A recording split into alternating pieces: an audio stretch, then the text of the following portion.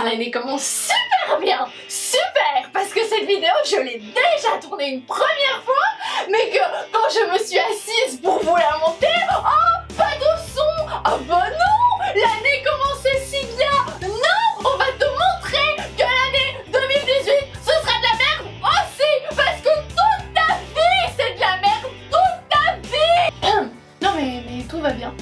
Alors, on se retrouve aujourd'hui pour une vidéo un petit peu spéciale, puisque pour percer sur YouTube, il faut faire la même chose que tout le monde. Retrouvons-nous pour un petit bilan de l'année 2017, qui, entre nous soit dit, était quand même bien pourri. Mais de toute façon, tout le monde sait qu'au nouvel an, tout le monde dit « Ah, ben, il est temps que l'année se termine, hein, parce qu'elle était pourrie, hein. Vivement l'année prochaine, parce qu'on espère qu'elle sera meilleure. » Et ben non mon gars, parce que l'année prochaine, tu diras la même chose. Non, je râle pas. Non, je ne suis pas de mauvaise humeur. Non. Alors moi, je suis rentrée dans cette année avec quelque chose qui m'a bien fait comprendre que ma vie, c'était de la merde. Car je n'ai jamais fait une grippe, mais j'ai fait une hépatite. Non, mais qu'est-ce que tu veux? Une grippe, c'est beaucoup trop banal. Moi, je suis exceptionnelle, je fais des choses originales. Alors non, parce qu'on me l'a déjà faite, ce n'était ni une B ni une C, donc non, je n'ai pas eu une MST. Désolée de vous décevoir. Mais c'était simplement une hépatite virale suite à une mononucléose, parce que j'aime cumuler les bonnes nouvelles. Et donc, je suis la seule personne au monde qui ne dormait pas pendant sa mononucléose. Non mais, exceptionnel je vous dis. Alors non, désolée de vous décevoir, je n'ai pas été embrasser n'importe qui. Simplement, tu peux l'attraper en parlant avec des gens, parce que quand tu parles avec quelqu'un, il y a forcément un échange de postillons. Ça y est, tu es bien dégoûté? De rien. Ensuite, j'ai eu ma gestion. Ce moment merveilleux qui m'a fait comprendre qu'ouvrir une boutique c'était impossible.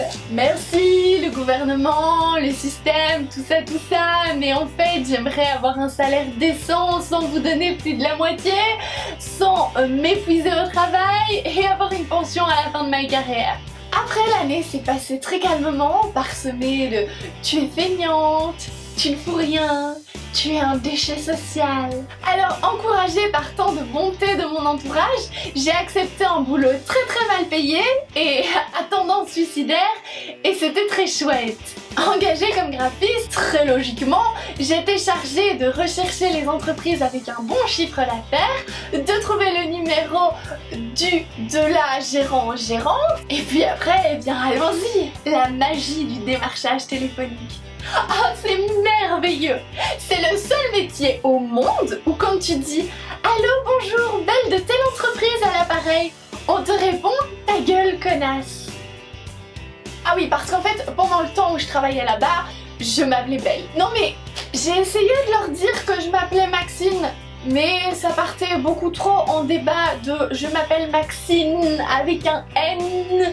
Et oui, j'ai une voix de femme parce que je suis une femme qui a passé du temps à parler des produits. Bah oui, parce qu'en plus, c'est connu que des hommes avec une voix très féminine ou des femmes avec une voix très masculine, ça n'existe pas.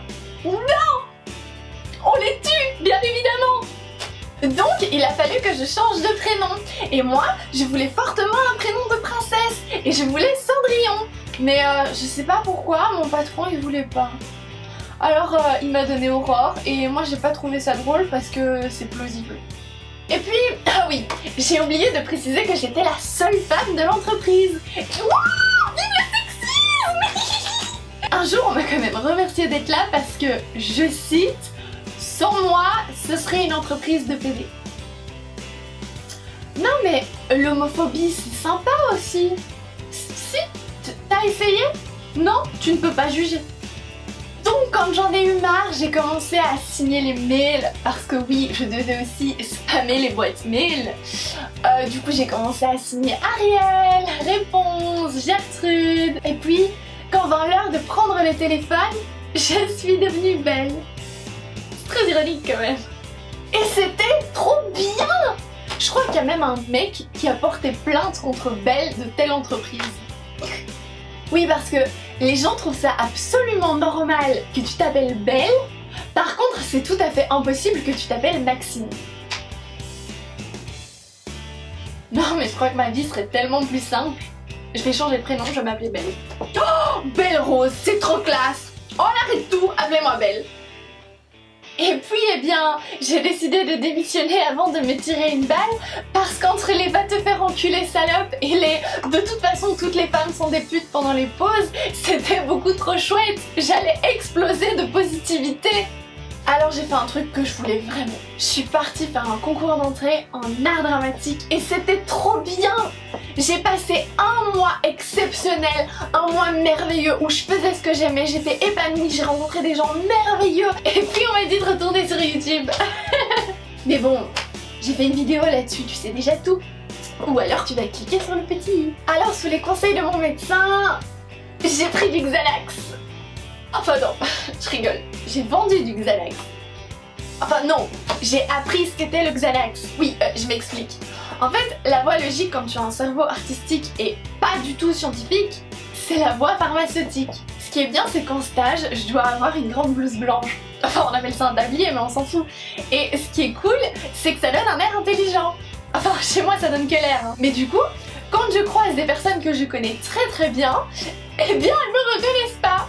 Bah non, parce que du coup, je perds mon air con et elles font pas le lien. Alors bien sûr, j'ai fait ça dans une version accélérée pour que ce soit un peu plus drôle et à 2 heures de chez moi, sinon c'est trop simple. Et d'ailleurs, je gérais tellement bien, ça se passait un petit peu trop bien dans ma vie, du coup un coffre s'est occupé d'arranger ça et m'a explosé le crâne. S'en est suivi une perte de mémoire, mais quand 20 minutes après j'ai un peu repris mes esprits, dans la logique la plus totale, je me suis dit bah oui, je vais quand même aller en cours. Et une fois dans le train, je savais déjà plus où j'allais. Et puis j'ai fini l'année en Olivia Newton-John, une journée normale dans la vie Maxine de Belle, une journée normale dans la vie de Belle. Oui bon bah j'ai pas d'amis, alors quand on me propose des soirées cheloues personnages de cinéma, je suis obligée d'accepter. Après cette vanne, je pense que j'aurai réellement plus d'amis. Alors j'espère qu'en 2018, ma vie sera parsemée de petits chatons, de petits cochons, de Bambi et de chiens de cristal. Oui, parce que je veux un chien de cristal comme dans Star Wars. D'ailleurs, si vous avez un tuyau, mettez-le dans les commentaires. Hein. Je n'abandonne pas mes rêves et c'est important. Amour sur vous. Et pour être des magos, bien sûr, je vous souhaite une bonne année, une bonne santé, la joie, tous vos vœux, machin, abonne-toi.